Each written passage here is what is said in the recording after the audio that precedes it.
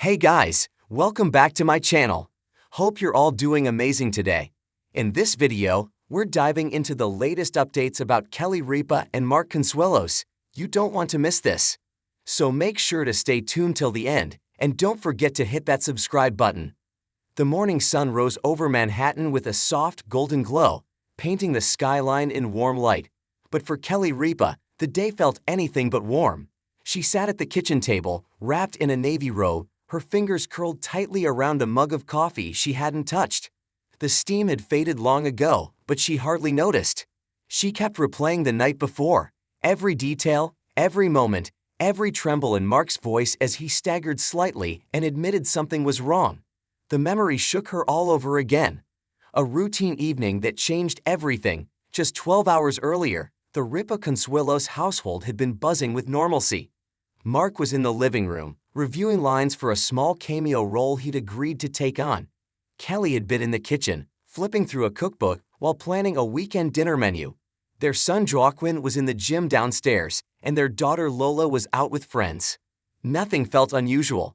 Nothing hinted at the storm that was about to break. It started with a cough, sharp, sudden, and deep enough to make Kelly glance toward the living room. Mark brushed it off, waving at her and smiling. But then came another and another. When Kelly walked over, Mark stood up from the couch like he always did, except this time, his balance betrayed him. He swayed. His hand gripped the edge of the sofa, and the smile slipped from his face. "Mark." Kelly's voice cracked sharper than she intended. I'm fine," he insisted, attempting to straighten himself. But the color had drained from his face, leaving him pale and shaken. A faint sheen of sweat had formed across his brow, just dizzy. Kelly's heart dropped. She took his wrist without hesitation, feeling his pulse. Fast, too fast. When he tried to take a step, his knees buckled just enough to make her gasp. "We're going to the doctor," she said, her voice trembling but firm. Mark didn't argue. That scared her more than anything. The emergency room. The next hour passed in a frantic blur, flashing lights of the cab, the rush of hospital halls, nurses moving with urgent precision. Kelly held Mark's hand the entire time, refusing to let go even when doctors insisted on multiple tests. For years, she had watched him take care of his body, maintain his fitness, eat healthy, train hard. He looked invincible, strong, solid, like the man who could catch her mid-fall without breaking a sweat. Seeing him weaken, seeing fear in his eyes, felt like watching the foundation of her life crack open. When a doctor approached them with a serious expression, Kelly braced herself. "His blood pressure is extremely high," the doctor explained gently. "Dangerously high." Kelly swallowed hard. What does that mean? "It means he needs monitoring, and he needs to take this very seriously."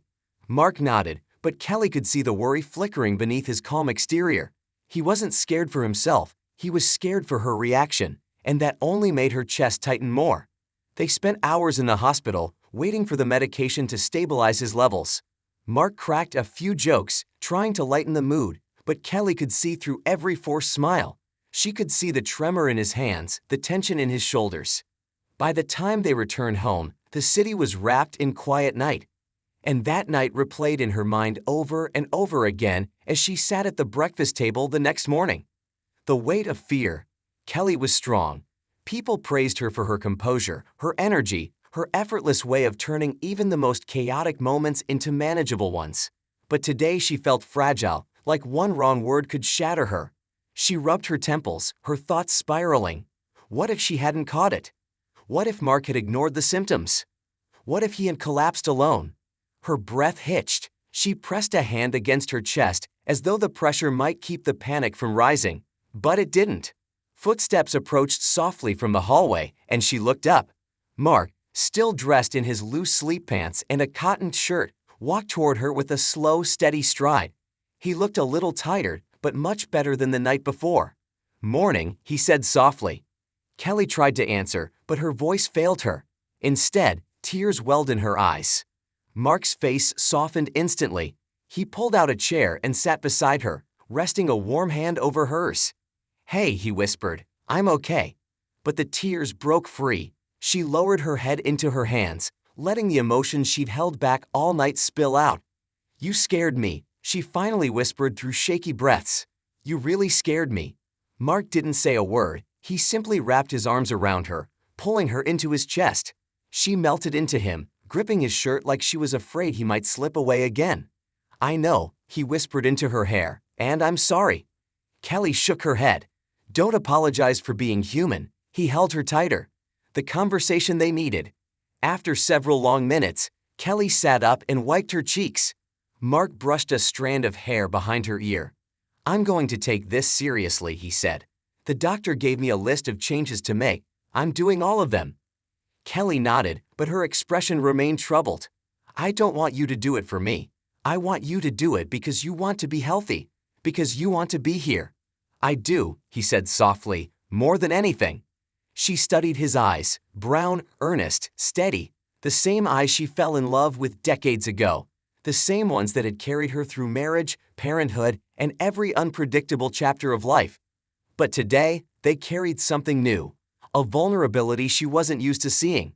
"Last night made me realize something," she whispered. "How much I depend on you. How much I take for granted that you'll always be strong." Mark squeezed her hand.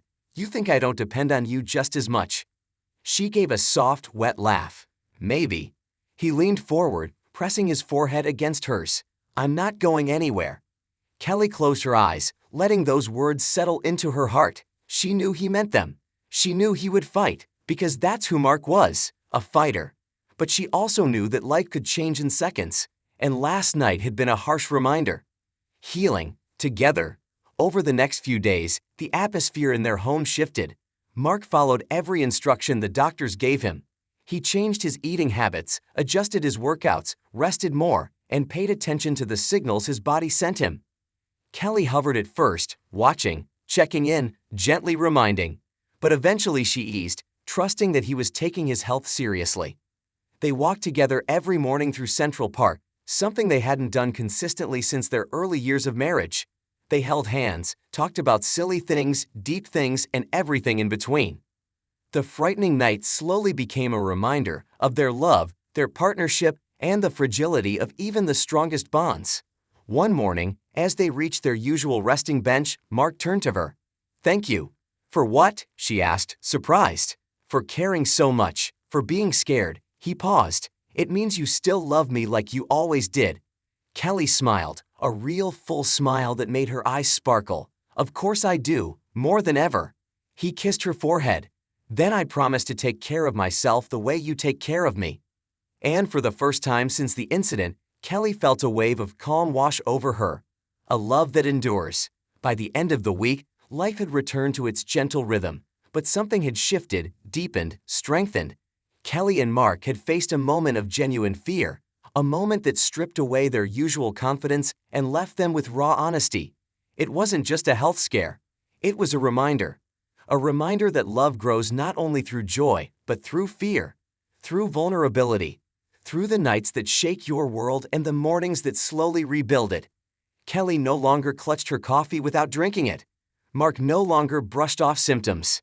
And together, they held on to each other, tighter, wiser, and more grateful than ever. Because love, they learned once again, wasn't just the happy moments. It was the moments that almost broke them. And the choice to keep going anyway. Stay tuned for all the updates about Kelly Ripa.